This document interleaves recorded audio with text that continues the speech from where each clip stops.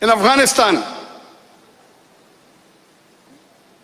when Afghanistan had a war with Russia, Soviet Union, which was the enemy of USA, the USA takes help of the Muslim country, along with Afghanistan, to take out Russia. Hillary Clinton said in a video that they spent $8 billion in supporting the Afghanistan and creating Taliban to fight the Russians. They create and then say that they are terrorists.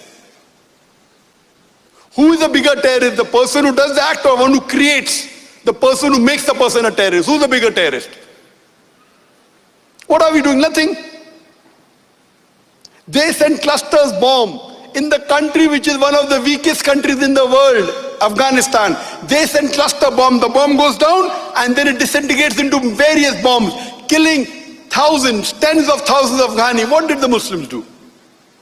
Nothing. The problem is that we Muslims are united. All these, what you find, all the war zone, when the Muslims are being killed, who is supporting the killing of the Muslims? Non-Muslims.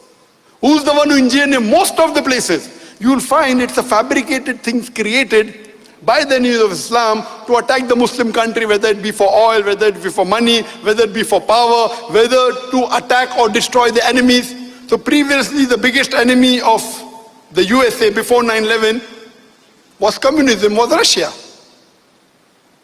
So they joined hands with the Muslim countries to take out Russia.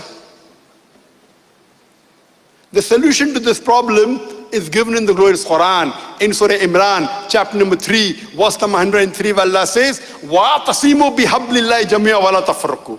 Hold to the rope of Allah strongly and be not divided. The rope of Allah is the glorious Quran and the authentic hadith of Muhammad sallallahu alaihi wasallam. If we Muslims hold strongly to the rope of Allah and the authentic sayings of Muhammad sallallahu alaihi wasallam, we will be on top of the world. If you read history, before the Quran was revealed, the Arabs were looked down upon. It was called as Yawmil Jahiliyyah, the days of ignorance. After the Quran was revealed, the Arabs became on top of the world. If you read the seerah of Muhammad sallallahu alaihi wasallam and the Khulafa Rashidin, and after that, Muslims were on top of the world.